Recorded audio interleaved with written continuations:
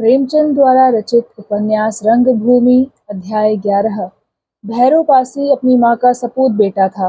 यथासाध्य उसे आराम से रखने की चेष्टा करता रहता था, इस भय से कि कहीं बहू सास को भूखा न रखे। वह उसकी थाली अपने सामने परसा लिया करता था और उसे अपने साथ ही बैठाकर खिलाता था। बुढ़िया तंबाकू पीती थी, उसके वास्ते एक सुंदर पीतल से मढ़ा हुआ नारियल लाया था। आप चाहे जमीन पर सोए, पर उसे खाट पर सुलाता। कहता, इसने ना जाने कितने कष्ट झेलकर मुझे पाला पोसा है, मैं इससे जीते जी कभी उरीन नहीं हो सकता। अगर माँ का सिर भी दर्द करता तो बेचैन हो जाता। ओझे सयाने बुला लाता। बुढ़िया को गहने कपड़े का भी शौक था। पति के राज में जो सुख ना पाए थे, वे बेटे के राज में भोगना चाहती थी। भैरव ने उसके लिए हाथों के कड़े, गले की हंसली और ऐसी ही कई चीजें बनवा दी थी। पहनने के लिए मोटे कपड़ों की जगह कोई रंगीन छींट लाया करता था। अपनी स्त्री को ताकीद करता रहता था कि अम्मा को कोई तकलीफ ना होने पाए। इस तरह बुढ़िया का मन बढ़ गया था। जरा से कोई बात इच्छा के विरुद्ध होती तो रूठ जाती और बहू को आड़े हाथों लेती। बहू का नाम सुभागी था। बुढ़िया ने उसका नाम अभागी रख छोड़ा था। बहू ने जरा चिलम भरने में देर की, चारपाई बिछाना भूल गई या मुंह से निकलते ही उसका पैर दबाने या सिर की जुएं निकालने ना आ पहुंची तो बुढ़िया उसके सिर हो जाती। उसके बाप और भाइयों के मुंह में कालिख लगाती, सबों की दाढ़ियां जलाती और उसे गालियों से ही संतोष न होता। जो ही भैरव दुकान से आता, एक एक की 100 लगाती। भैरव सुनते ही जल उठता, कभी जली कटी बातों से और कभी डंडों से स्त्री की खबर लेता। जगधर से उसकी गहरी मित्रता थी। यद्यपि भैरव का घर बस्ती के पश्चिम सिरे पर था और जगधर का घर पूर्व सिरे पर, किंतु जगधर की यहाँ बहुत आमद रफ्त थी। यहाँ मुफ्त में ताड़ी पीने को मिल जाती थी, जिसे मोल लेने के लिए उसके पास पैसे न थे। उसके घर में खाने वाले बहुत थे, कमाने वाला अकेला वही था। 5 लड़कियां थीं, एक लड़का और स्त्री। खोचे की बिक्री में इतना लाभ कहाँ कि इतने पेट भरे और ताड़ी शराब भी पिए। और भैरव की हाँ में हाँ मिलाया करता था, इसलिए सुभागी उससे जलती थी। 2-3 साल पहले की बात है। एक दिन रात के समय भैरव और जगधर बैठे हुए ताड़ी पी रहे थे। जाड़ों के दिन थे। बुढ़िया खा पीकर अंगीठी सामने रखकर आग ताप रही थी। भैरव ने सुभागी से कहा, थोड़े से मटर भून ला, नमक मिर्च प्याज भी लेती आना। ताड़ी के लिए चिखने की जरूरत थी। सुभागी ने मटर तो भूने, लेकिन प्याज घर में न था। हिम्मत न पड़ी कि कह दे प्याज नहीं है। दौड़ी हुई कुंजड़ी की दुकान पर गई। कुंजड़ा दुकान बंद कर चुका था। सुभागी ने बहुत चिरौरी की और उसने दुकान न खोली। विवश होकर उसने भुने हुए मटर लाकर भैरव के सामने रख दिए। भैरव ने प्याज न देखा तो तेवर बदले, बोला, क्या मुझे बैल समझती है कि भुने हुए मटर लाकर रख दिए, प्याज क्यों नहीं लाई? सुभागी ने कहा, प्याज घर में नहीं है तो क्या मैं प्याज हो जाऊं? जगदर बोला, प्याज के बिना मटर क्या अच्छे लगेंगे? बुढ़िया बोली, प्याज तो अभी कल ही धेले का आया था, घर में कोई चीज तो बचती ही नहीं, ना जाने इस चुड़ैल का पेट है या भाड़। सुभागी बोली, मुझसे कसम ले लो जो प्याज हाथ से भी छुआ हो। ऐसी जीव होती तो इस घर में एक दिन भी निबाह ना होता। भैरव बोला, प्याज नहीं था तो लाई क्यों नहीं? जगधर बोला, जो चीज घर में ना रहे उसकी फिक्र रखनी चाहिए। सुभागी बोली, मैं क्या जानती थी कि आज आधी रात को प्याज की धुन सवार होगी।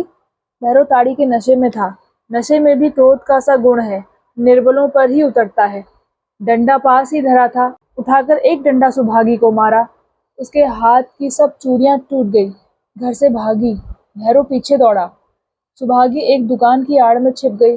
भैरव ने बहुत ढूंढा। जब उसे ना पाया तो घर जाकर किवाड़ बंद कर लिए और फिर रात भर खबर ना ली। सुभागी ने सोचा, इस वक्त जाऊंगी तो प्राण ना बचेंगे, पर रात भर रहूंगी कहाँ? बजरंगी के घर गई। उसने कहा, ना बाबा, मैं यह रोग नहीं पालता, छोटा आदमी है, कौन उससे रार मोल ले। ठाकुरदीन के द्वार बंद थे। सूरदास बैठा खाना पका रहा था। उसकी झोंपड़ी में घुस गई और बोली, सूरे, आज रात भर मुझे पड़े रहने दो, मारे डालता है, अभी जाऊंगी तो एक हड्डी भी ना बचेगी। सूरदास ने कहा, आओ लेट रहो, भोरे चली जाना, अभी नशे में होगा। दूसरे दिन जब भैरव को यह बात मालूम हुई तो सूरदास से गाली गलौज की और मारने की धमकी दी। सुभागी उसी दिन से सूरदास पर स्नेह करने लगी। जब अवकाश पाती तो उसके पास आ बैठती। कभी कभी उसके घर में झाड़ू लगा जाती, कभी घर वालों की आंख बचाकर उसे कुछ दे जाती। मिठुआ को अपने घर बुला ले जाती और उसे गुड़ चबेना खाने को देती। भैरव ने कई बार उसे सूरदास के घर से निकलते देखा। जगधर ने दोनों को बातें करते हुए पाया। भैरव के मन में संदेह हो गया कि जरूर इन दोनों में कुछ सांठ-गांठ है। तभी से वह सूरदास से खार खाता था, उससे छेड़ कर लड़ता। नायक राम के भय से उसकी मरम्मत न कर सकता था। सुभागी पर उसका अत्याचार दिनों दिन बढ़ता जाता था और जगधर शांत स्वभाव होने पर भी भैरव का पक्ष लिया करता था। जिस दिन बजरंगी और ताहिर अली में झगड़ा हुआ था, उसी दिन भैरव और सूरदास में संग्राम छिड़ गया। बुढ़िया दोपहर को नहाई थी। सुभागी उसकी धोती छांटना भूल गई। गर्मी के दिन थे ही। रात को 9 बजे बुढ़िया को फिर गर्मी मालूम हुई। गर्मियों के दिनों में 2 बार स्नान करती थी, जाड़ों में 2 महीने में 1 बार। जब वह नहाकर धोती मांगने लगी तो सुभागी को याद आई, काटो तो बदन में लहू नहीं। हाथ जोड़कर बोली, अम्मा आज धोती धोने की याद नहीं रही, तुम जरा देर मेरी धोती पहन लो तो मैं उसे छांटकर अभी सुखाई देती हूँ। बुढ़िया इतनी क्षमाशील न थी। हजारों गालियां सुनाई और गीली धोती पहने बैठी रही। इतने में भैरव दुकान से आया और सुभागी से बोला, जल्दी खाना ला, आज संगत होने वाली है, आओ अम्मा तुम भी खा लो। बुढ़िया बोली, नहाकर गीली धोती पहने बैठी हूँ, अब अपने हाथों धोती धो लिया करूंगी। भैरव बोला, क्या इसने धोती नहीं धोई? बुढ़िया बोली, वह अब मेरी धोती क्यों धोने लगी? घर की मालकिन है, यही काम कम है कि एक रोटी खाने को दे देती है। सुभागी ने बहुत कुछ उज्र किया, किंतु भैरव ने एक न सुनी। डंडा लेकर मारने दौड़ा। सुभागी भागी और आकर सूरदास के घर में घुस गई। पीछे पीछे भैरव भी वहीं पहुंचा। झोंपड़े में घुसा और चाहता था कि सुभागी का हाथ पकड़कर खींच ले कि सूरदास उठकर खड़ा हो गया और बोला, क्या बात है भैरव, इसे क्यों मार रहे हो? भैरव गर्म होकर बोला, द्वार पर से हट जाओ, नहीं तो पहले तुम्हारी हड्डियां तोड़ूंगा, सारा बगुला भगतपन निकल जाएगा। बहुत दिनों से तुम्हारा रंग देख रहा हूँ, आज सारी कसर निकाल लूंगा। सूरदास बोला, मेरा क्या छैलापन तुमने देखा? बस यही ना कि मैंने सुभागी को घर से निकाल नहीं दिया। भैरव बोला, बस अब चुप ही रहना, ऐसे पापी ना होते तो भगवान ने आंखें क्यों फोड़ दी होती। भला चाहते हो तो सामने से हट जाओ। सूरदास बोला, मेरे घर में तुम उसे न मारने पाओगे, यहाँ से चली जाए तो चाहे जितना मार लेना। भैरव बोला, हटता है सामने से कि नहीं? सूरदास बोला, मैं अपने घर या उपद्रव न मचाने दूंगा। भैरव ने क्रोध में आकर सूरदास को धक्का दिया। बेचारा बेलाग खड़ा था, गिर पड़ा, पर फिर उठा और भैरव की कमर पकड़कर बोला, अब चुपके से चले जाओ, नहीं तो अच्छा ना होगा। सूरदास था तो दुबला पतला, पर उसकी हड्डियां लोहे की थी। बादल, बूंदी, सर्दी, गर्मी झेलते झेलते उसके अंग ठोस हो गए थे। भैरव को ऐसा ज्ञात होने लगा मानो कोई लोहे का शिकंजा है। कितना ही जोर मारता पर शिकंजा जरा भी ढीला ना होता था। सुभागी ने मौका पाया तो भागी। अब भैरव जोर जोर से गालियां देने लगा। मोहल्ले वाले यह शोर सुनकर आ पहुंचे। नायक राम ने मजाक करके कहा, क्यों सूरे, अच्छी सूरत देखकर आंखें खुल जाती हैं क्या मोहल्ले में ही? सूरदास बोला, पंडा जी तुम्हें दिल लगी सूझी है और यहाँ मुख में कालिक लगाई जा रही है। अंधा था, अपाहिज था, भिखारी था, नीच था, चोरी बदमाशी के इल्जाम से तो बचा हुआ था, आज वह इल्जाम भी लग गया। बजरंगी बोला, आदमी जैसा आप होता है वैसा ही दूसरों को समझता है। भैरव बोला, तुम कहाँ के बड़े साधु हो, अभी आज ही लाठी जलाकर आए हो। मैं 2 साल से देख रहा हूँ, मेरी घरवाली इससे आकर अकेले में घंटों बातें करती है। जगधर ने भी उसे यहाँ से रात को आते देखा, आज ही अभी उसके पीछे मुझसे लड़ने को तैयार था। नायक राम बोला, शुभ होने की बात ही है, अंधा आदमी देवता थोड़े ही होता है, और फिर देवता लोग भी तो काम के तीर से नहीं बचे। सूरदास तो फिर भी आदमी है और अभी उम्र ही क्या है। ठाकुरदीन बोला, महाराज क्यों अंधे के पीछे पड़े हुए हो, चलो कुछ भजन भाव हो। नायक राम बोला, तुम्हें भजन भाव सूझता है, यहाँ एक भले आदमी की इज्जत का मामला आ पड़ा है। भैरव हमारी एक बात मानो तो कहें, तुम सुभागी को मारते बहुत हो, इससे उसका मन तुमसे नहीं मिलता। अभी दूसरे दिन बारी आती है, अब महीने में 2 बार से ज्यादा ना आने पाए। भैरव देख रहा था कि मुझे लोग बना रहे हैं, तिनक कर बोला, अपनी महरिया है, मारते पीटते हैं तो किसी का साझा है। जो घोड़ी पर कभी सवार ही नहीं हुआ, वह दूसरों को सवार होना क्या सिखाएगा? वह क्या जाने औरत कैसे काबू में रहती है। यह व्यंग नायक राम पर था, जिसका अभी तक विवाह नहीं हुआ था। घर में धन था, यजमानों की बदौलत किसी बात की चिंता न थी, किंतु न जाने क्यों अभी तक उसका विवाह नहीं हुआ था। वह 1500 रुपए से गम खाने को तैयार था, पर कहीं शिप्पा न जमता था। भैरव ने समझा था नायक राम दिल में कट जाएंगे, मगर वह छटा हुआ शहरी गुंडा ऐसे व्यंगों को कब ध्यान में लाता था। बोला, कहो बजरंगी, इसका कुछ जवाब दो, औरत कैसे बस में रहती है? बजरंगी बोला, मारपीट से नन्हा सा लड़का तो बस में आता नहीं, औरत क्या बस में आएगी? भैरव बोला, बस में आए औरत का बाप, औरत किस खेत की मूली है? मार से भूत भागता है तो औरत भी भाग जाएगी। अब तो कट गई तुम्हारी बात। भैरव बोला, नायक राम बोला, बहुत अच्छी कही बजरंगी, बहुत पक्की कही, वाह वाह, मार से भूत भागता है तो औरत भी भाग जाएगी। अब तो कट गई तुम्हारी बात। भैरव बोला, बात क्या कट जाएगी, दिल लगी है। चूने को जितना ही कूटो उतना ही चिमटता है। जगधर बोला, यह सब कहने की बातें हैं, औरत अपने मन से बस में आती है और किसी तरह नहीं। नायक राम बोला, क्यों बजरंगी, नहीं है कोई जवाब। ठाकुर दीन बोला, पंडा जी तुम दोनों को लड़ाकर तभी दम लोगे, बेचारे अपाहिज आदमी के पीछे पड़े हो। नायक राम बोला, तुम सूरदास को क्या समझते हो, यह देखने में ही इतने दुबले हैं, अभी हाथ मिलाओ तो मालूम हो। भैरव, अगर इन्हें पछाड़ दो तो 5 रुपए इनाम दूं। भैरव बोला, निकल जाओगे। नायक राम बोला, निकलने वाले को कुछ कहता हूँ, यह देखो ठाकुर दीन के हाथ में रखे देता हूँ। जगधर बोला, क्या ताकते हो भैरव, ले पड़ो। सूरदास बोला, मैं नहीं लड़ता। नायक राम बोला, सूरदास देखो, नाम हंसाई मत कराओ, मर्द होकर लड़ने से डरते हो, हार ही जाओगे या और कुछ। सूरदास बोला, लेकिन भाई मैं पेंच पांच नहीं जानता, पीछे से यह ना कहना हाथ क्यों पकड़ा, मैं जैसे चाहूंगा वैसे लड़ूंगा। जगधर बोला, हाँ हाँ तुम जैसे चाहना वैसे लड़ना। सूरदास बोला, अच्छा तो आओ, कौन आता है। नायक राम बोला, अंधे आदमी का जीवट देखना, चलो भैरव आओ मैदान में। भैरव बोला, अंधे से क्या लड़ूंगा। नायक राम बोला, बस इसी पर इतना करते थे। जगधर बोला, निकल आओ भैरव, एक झपट्टे में तो मार लोगे। भैरव बोला, तुम ही क्यों नहीं लड़ जाते, तुम ही इनाम ले लेना। जगधर को रुपयों की नित्य चिंता रहती थी। परिवार बड़ा होने के कारण किसी तरह चूल ना बैठती थी। घर में एक न एक चीज घटी ही रहती थी। धनोपार्जन के किसी उपाय को हाथ से न छोड़ना चाहता था। बोला, क्यों सूरे, हमसे लड़ोगे। सूरदास बोला, तुम ही आ जाओ कोई सही। जगधर बोला, क्यों पंडा जी, इनाम दोगे ना। नायक राम बोला, इनाम तो भैरव के लिए था, लेकिन कोई हर्ज नहीं, हाँ शर्त यह है कि एक ही झपट्टे में गिरा दो। जगधर ने धोती ऊपर चढ़ा ली और सूरदास से लिपट गया। सूरदास ने उसकी एक टांग पकड़ ली और इतनी जोर से खींचा कि जगधर धम से गिर पड़ा। चारों तरफ से तालियां बजने लगी। बजरंगी बोला, वाह सूरदास वाह। नायक राम ने दौड़कर उसकी पीठ ठोकी। भैरव बोला, मुझे तो कहते थे एक ही झपट्टे में गिरा दोगे, तुम कैसे गिर गए। जगधर बोला, सूर्य ने टांग पकड़ ली, नहीं तो क्या गिरा लेते, बहुत अड़ंगा मारता कि चारों खाने चित्त गिरते। नायक राम बोला, अच्छा तो एक बाजी और हो जाए। जगधर बोला, हाँ हाँ अब की देखना। दोनों योद्धाओं में फिर मल्ल युद्ध होने लगा। सूरदास ने अब की जगधर का हाथ पकड़कर इतने जोर से ऐंठा कि वह आह आह करता हुआ जमीन पर बैठ गया। सूरदास ने तुरंत उसका हाथ छोड़ दिया और गर्दन पकड़कर दोनों हाथों से ऐसा दबोचा कि जगधर की आंखें निकल आई। नायक राम ने दौड़कर सूरदास को हटा दिया। बजरंगी ने जगधर को उठाकर बिठाया और हवा करने लगा। भैरव ने बिगड़कर कहा, यह कोई कुश्ती है कि जहां पकड़ पाया वहीं धर दबाया, यह तो गंवारों की लड़ाई है, कुश्ती थोड़ी है। नायक राम बोला, यह बात तो पहले तय हो चुकी थी। जगधर संभल कर उठ बैठा और चुपके से सरक गया। भैरव भी उसके पीछे चलता हुआ। उनके जाने के बाद यहाँ खूब कह कहे उड़े और सूरदास की खूब पीठ ठोकी गई। सबको आश्चर्य हो रहा था कि सूरदास जैसा दुर्बल आदमी जगधर जैसे मोटे ताजे आदमी को कैसे दबा बैठा। ठाकुर दीन यंत्र मंत्र का कायल था।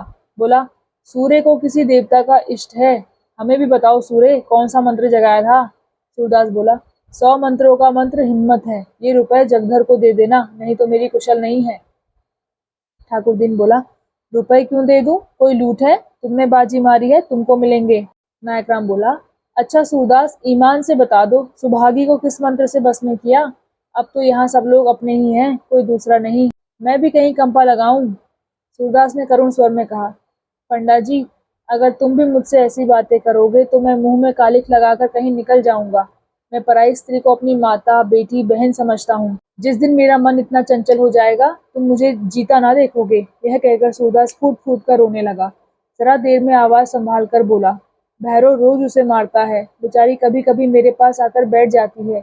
मेरा अपराध इतना ही है कि मैं उसे धुतकार नहीं देता। इसके लिए चाहे कोई बदनाम करे, चाहे जो इल्जाम लगाए, मेरा जो धर्म था वह मैंने किया। बदनामी के डर से जो आदमी धर्म से मुंह फेर ले वह आदमी नहीं है। बजरंगी बोला, तुम्हें हट जाना था, उसकी औरत थी, मारता चाहे पीटता, तुमसे मतलब। सूरदास बोला, भैया आंखों देखकर रहा नहीं जाता, यह तो संसार का व्यवहार है, पर इतनी सी बात पर कोई बड़ा कलंक तो नहीं लगा देता।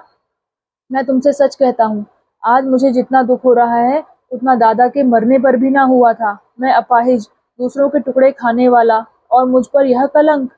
यह कहकर वो रोने लगा। नायकराम बोला, तो रोते क्यों हो भले आदमी? अंधे हो तो क्या मर्द नहीं हो? मुझे तो कोई यह कलंक लगाता तो और खुश होता।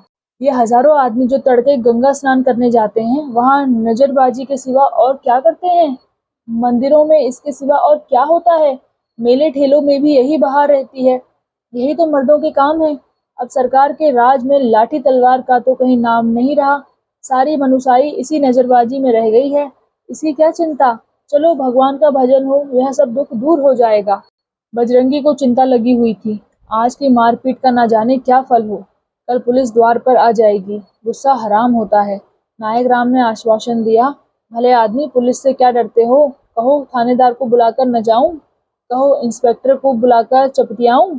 निश्चिंत बैठे रहो, कुछ ना होने पाएगा। तुम्हारा बाल भी बांका हो जाए तो मेरा जिम्मा। तीनों आदमी यहाँ से चले। दयागिरी पहले ही से इनकी राह देख रहे थे। कई गाड़ीवान और बनिए भी आ बैठे। जरा देर में भजन की तानें उठने लगी। सूरदास अपनी चिंताओं को भूल गया, मस्त होकर गाने लगा। कभी भक्ति से विह्वल होकर नाचता, उछलने कूदने लगता, कभी रोता कभी हंसता। सभा विसर्जित हुई तो सभी प्राणी प्रसन्न थे। सबके हृदय निर्मल हो गए थे।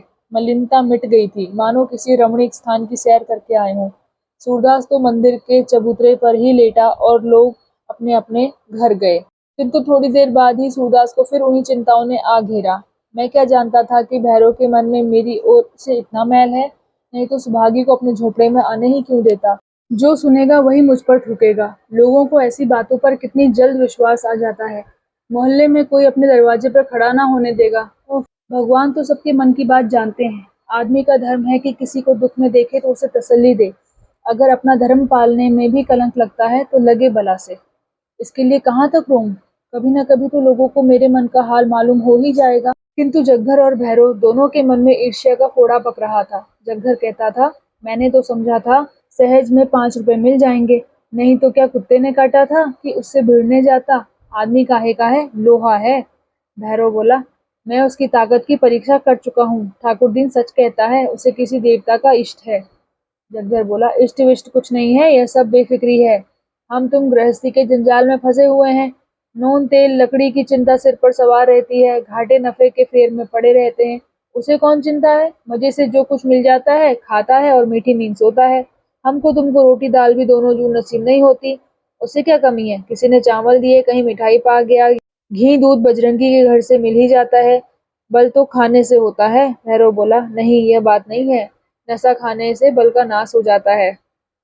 जगधर बोला, कैसी उल्टी बातें करते हो? ऐसा होता तो फौज में गोरों को बरांडी क्यों पिलाई जाती? अंग्रेज सभी शराब पीते हैं तो क्या कमजोर होते हैं? भैरव बोला, आज सुभागी आती है तो गला दबा देता हूँ। जगधर बोला, किसी के घर में छिपी बैठी होगी। भैरव बोला, अंधे ने मेरी आबरू बिगाड़ दी। बिरादरी में यह बात फैलेगी तो हुक्का बंद हो जाएगा, भात देना पड़ जाएगा। जगदर बोला, तुम ही तो ढिंडोरा पीट रहे हो। यह नहीं, पटकनी खाई थी तो चुपके से घर चले आते। सुभागी घर आती तो उससे समझते। तुम लगे वहीं दुहाई देने।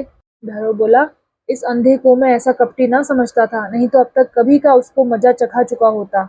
अब उस चुड़ैल को घर में ना रखूंगा। चर्मकार के हाथों यह रुसवाई।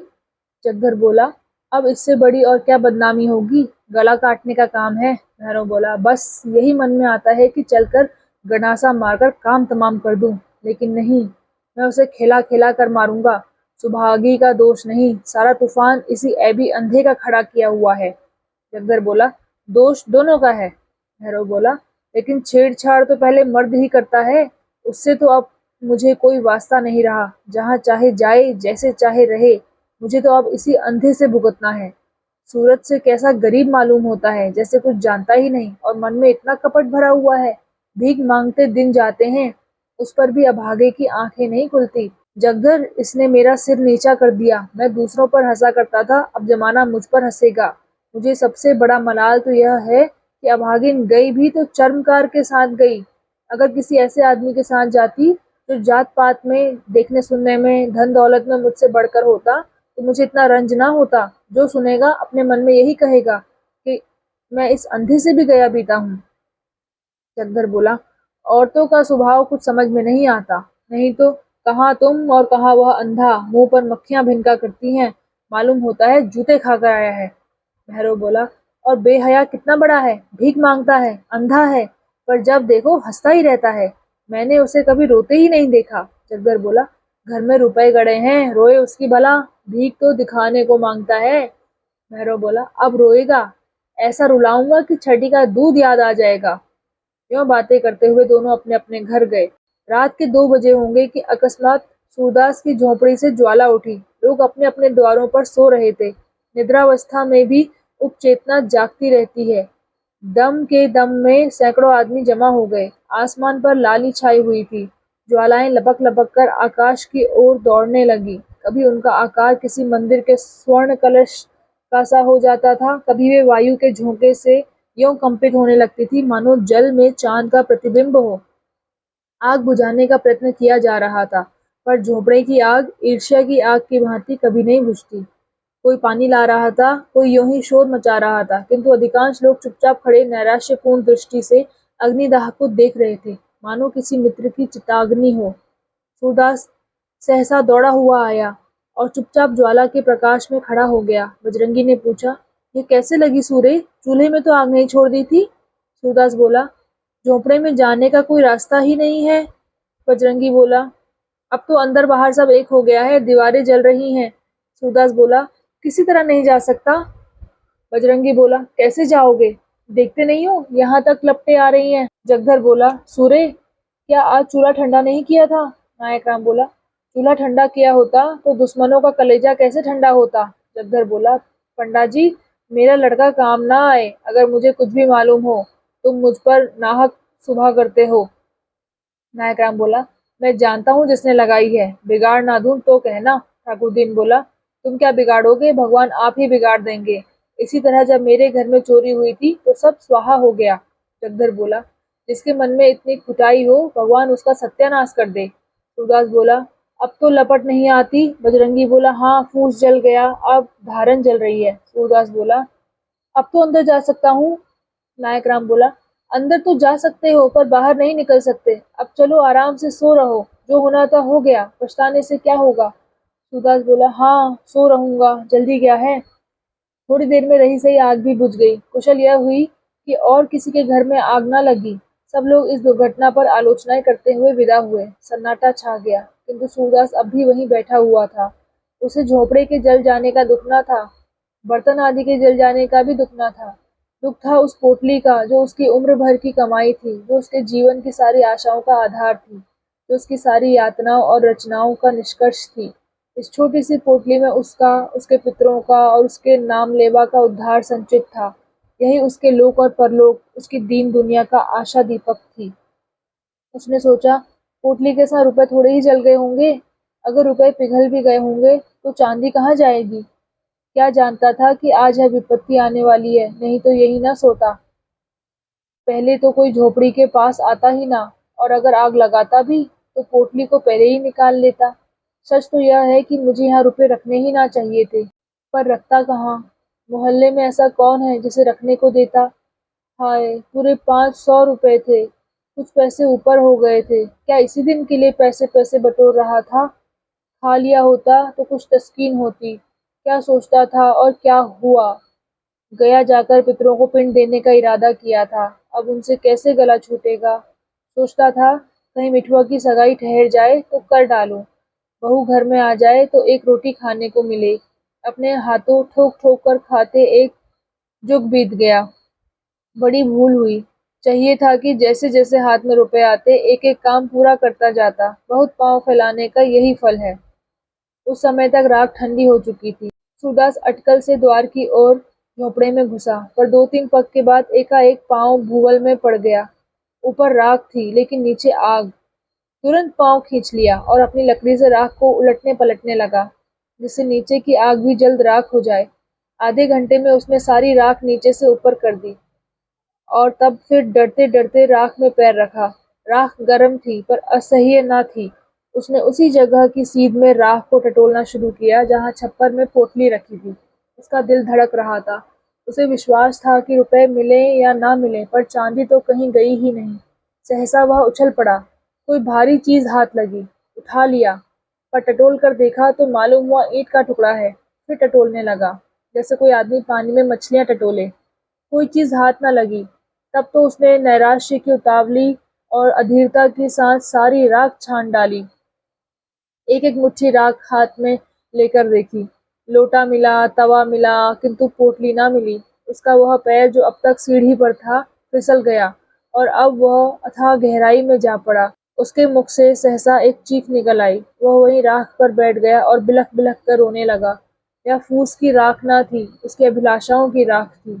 अपनी बेबसी का इतना दुख उसे कभी न हुआ था। तड़का हो गया। सूरदास अब राख के ढेर को बटोरकर एक जगह कर रहा था। आशा से ज्यादा दीर्घजीवी और कोई वस्तु नहीं होती। उसी समय जगधर आकर बोला, सूरे, सच कहना, तुम्हें मुझ पर तो शुभा नहीं है? सूरे को शुभा तो था, पर उसने इसे छिपाकर कहा, तुम्हारे ऊपर क्यों शुभा करूंगा? तुमसे मेरी कौन सी अदावत थी? जगधर बोला, मोहल्ले वाले तुम्हें भड़काएंगे, पर मैं भगवान से कहता हूँ, मैं इस बारे में कुछ नहीं जानता। सूरदास बोला, अब तो जो कुछ होना था हो चुका। कौन जाने किसी ने लगा दी या किसी की चिलम से उड़कर लग गई। यह भी तो हो सकता है कि चूल्हे में आग रह गई हो। बिना जाने बूझे किस पर शुभा करूं?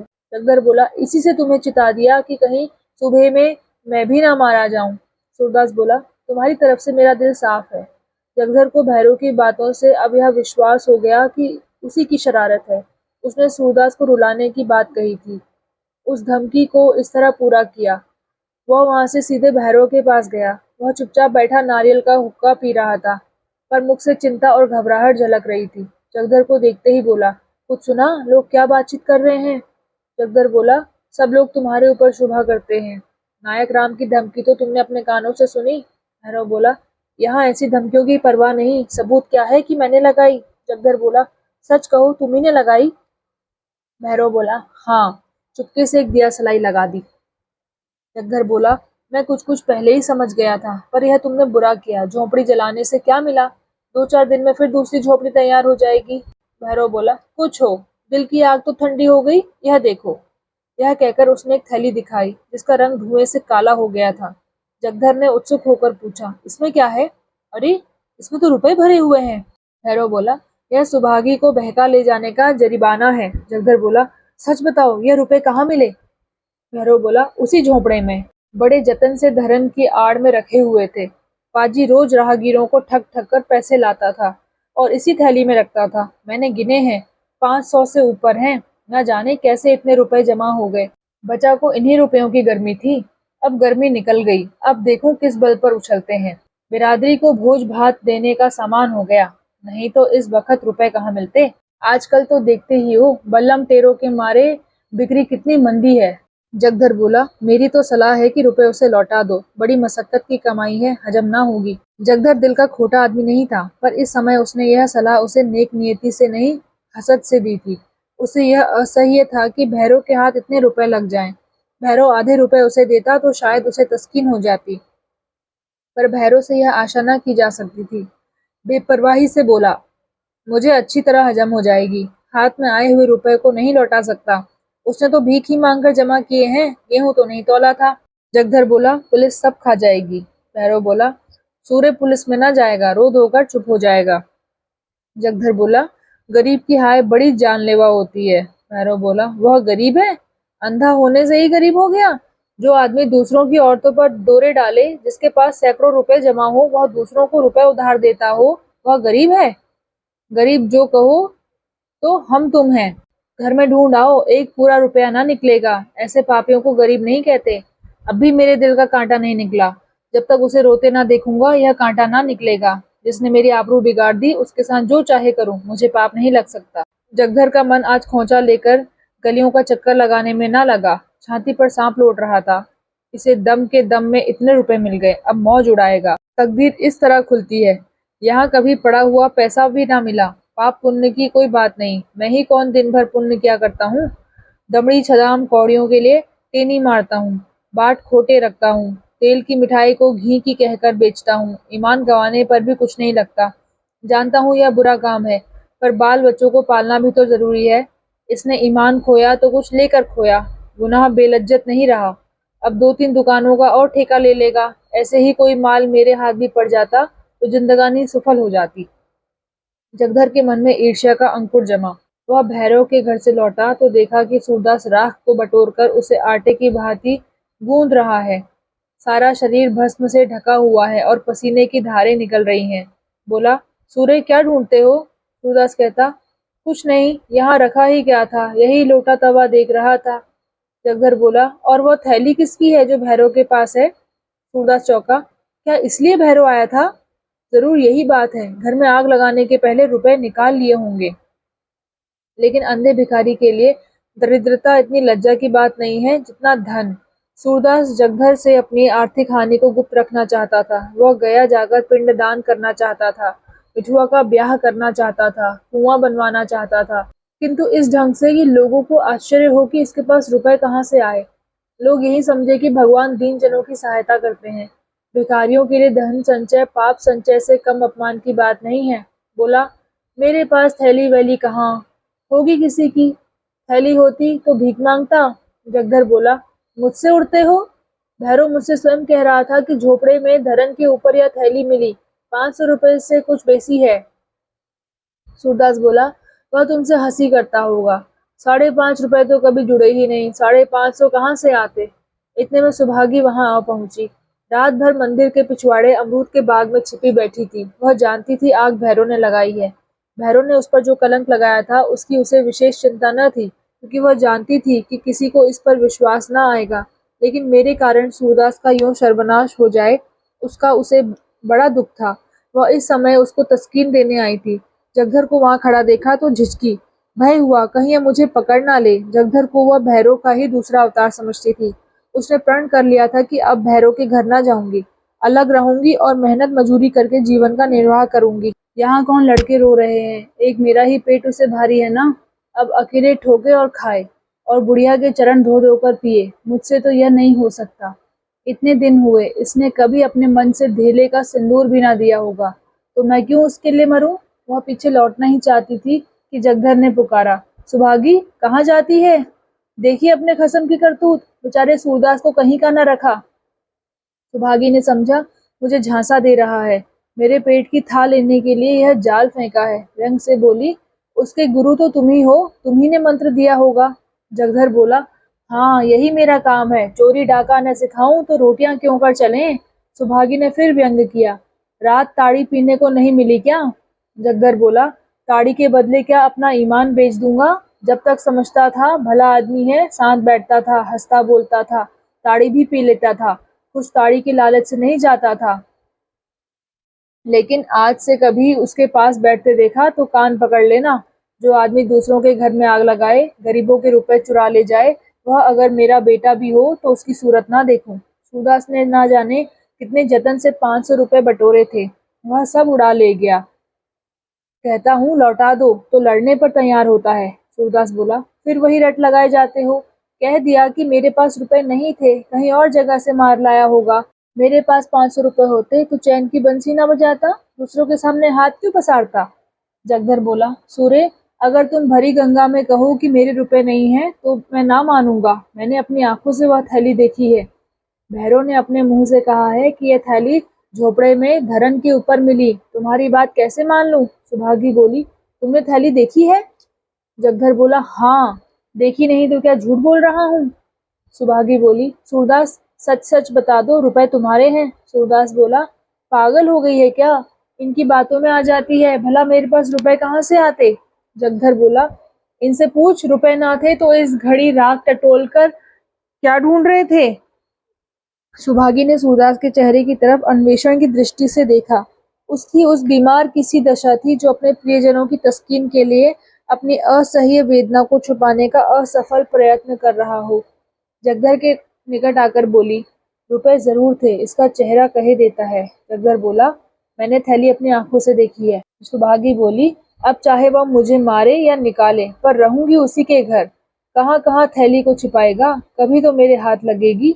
मेरे ही कारण इस पर यह विपत पड़ी है, मैंने ही उजाड़ा है, मैं ही बसाऊंगी। जब तक इसके रुपए ना दिला दूंगी मुझे चैन ना आएगी। यह कहकर वह सूरदास से बोली, तो अब रहोगे कहाँ। सूरदास ने यह बात न सुनी। वह सोच रहा था, रुपए मैंने ही तो कमाए थे, क्या फिर नहीं कमा सकता।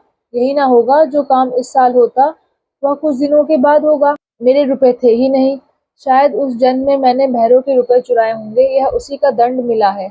मगर बेचारी सुभागी का अब क्या हाल होगा। भैरव उसे अपने घर में कभी ना रखेगा। बेचारी कहाँ मारी मारी फिरेगी। यह कलंक भी मेरे सिर लगना था, कहीं का ना हुआ। धन गया, घर गया, आबरू गई, जमीन बच रही है, यह भी ना जाने जाएगी या बचेगी। अंधापन ही क्या थोड़ी विपत थी कि नित ही एक ना एक चपत पड़ती रहती है।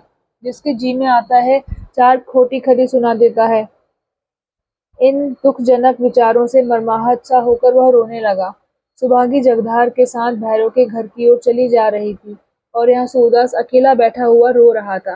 सहसा वो चौंक पड़ा। किसी ओर से आवाज आई, तुम खेल में रोते हो। मिठुआ घीसू के घर से रोता चला आता था। शायद घीसू ने मारा था। इस पर घीसू उसे चिढ़ा रहा था। खेल में रोते हो। सूरदास कहाँ तो नैराश्य, ग्लानि, चिंता और शोक के अपार जल में गोते खा रहा था, कहाँ यह चेतावनी सुनते ही उसे ऐसा मालूम हुआ किसी ने उसका हाथ पकड़कर किनारे पर खड़ा कर दिया। वाह, मैं तो खेल में रोता हूँ। कितनी बुरी बात है। लड़के भी खेल में रोना बुरा समझते हैं, रोने वाले को चिढ़ाते हैं, और मैं खेल में रोता हूँ। सच्चे खिलाड़ी कभी नहीं रोते। बाजी पर बाजी हारते हैं, चोट पर चोट खाते हैं, धक्के पर धक्के सहते हैं, पर मैदान में डटे रहते हैं। उनकी त्योरियों पर बल नहीं पड़ते, हिम्मत उनका साथ नहीं छोड़ती। दिल पर मालिन्य के छींटे भी नहीं आते, ना किसी से जलते हैं ना चिढ़ते हैं। खेल में रोना कैसा। खेल हंसने के लिए, दिल बहलाने के लिए है, रोने के लिए नहीं। सूरदास उठ खड़ा हुआ और विजय गर्व की तरंग में राख के ढेर को दोनों हाथों से उड़ाने लगा। आवेग में हम उद्दिष्ट स्थान से आगे निकल जाते हैं। वह संयम कहाँ है जो शत्रु पर विजय पाने के बाद तलवार को म्यान में कर लें। एक क्षण में मिठुआ, घीसू और मोहल्ले के 20 लड़के आकर इस भस्म स्तूप के चारों ओर जमा हो गए और मारे प्रश्नों के सूरदास को परेशान कर दिया। उसे राख फेंकते देखकर सबों को खेल हाथ आया। राख की वर्षा होने लगी। दम के दम में सारी राख बिखर गई। भूमि पर केवल काला निशान रह गया। मिठुआ ने पूछा, दादा अब हम रहेंगे कहाँ। सूरदास बोला, दूसरा घर बनाएंगे। मिठुआ बोला, और कोई फिर आग लगा दे। सूरदास बोला, तो फिर बनाएंगे। मिठुआ बोला, और फिर लगा दे। सूरदास बोला, तो हम भी फिर बनाएंगे। मिठुआ बोला, और कोई 1000 बार लगा दे। सूरदास बोला, तो हम 1000 बार बनाएंगे। बालकों की संख्याओं से विशेष रुचि होती है। मिठुआ ने फिर पूछा, और जो कोई 100 लाख बार लगा दे। सूरदास ने उसी बालोचित सरलता से उत्तर दिया, तो हम भी 100 लाख बार बनाएंगे। जब वहां राख की चुटकी भी ना रही तो सब लड़के किसी दूसरे खेल की तलाश में दौड़े। दिन अच्छी तरह निकल आया था। सूरदास ने भी लकड़ी संभाली और सड़क की तरफ चला। उधर जगधर वहां से नायक राम के पास गया और यहाँ भी यह वृत्तांत सुनाया। पंडा ने कहा, मैं भैरव के बाप से रुपए वसूल करूंगा। जाता कहाँ है, उसकी हड्डियों से रुपए निकाल कर दम लूंगा। अंधा अपने मुंह से चाहे कुछ कहे या ना कहे। जगधर वहां से बजरंगी, दयागिरी, ठाकुरदीन आदि मोहल्ले के सब छोटे बड़े आदमियों से मिला और यह कथा सुनाई। आवश्यकतानुसार यथार्थ घटना में नमक मिर्च भी लगाता जाता था। सारा मोहल्ला भैरव का दुश्मन हो गया। सूरदास तो सड़क के किनारे राहगीरों की जय मना रहा था। यहाँ मोहल्ले वालों ने उसकी झोपड़ी बसानी शुरू की। किसी ने फूस दिया, किसी ने बांस दिए, किसी ने धरन दी। कई आदमी झोपड़ी बनाने में लग गए। जगधर ही इस संगठन का प्रधानमंत्री था। अपने जीवन में शायद ही उसने इतना सदुत्साह दिखाया हो। ईर्ष्या में तम ही तम नहीं होता, कुछ सत भी होता है। संध्या तक झोपड़ी तैयार हो गई, पहले से कहीं ज्यादा बड़ी और पायदार। जमुनी ने मिट्टी के 2 घड़े और 2-3 हांडियां लाकर रख दी। एक चूल्हा भी बना दिया। सबने गुट कर रखा था कि सूरदास को झोपड़ी बनने की जरा भी खबर ना हो। जब वह शाम को आए तो घर देखकर चकित हो जाए और पूछने लगे, किसने बनाई। तब सब लोग कहें, आप ही आप तैयार हो गई।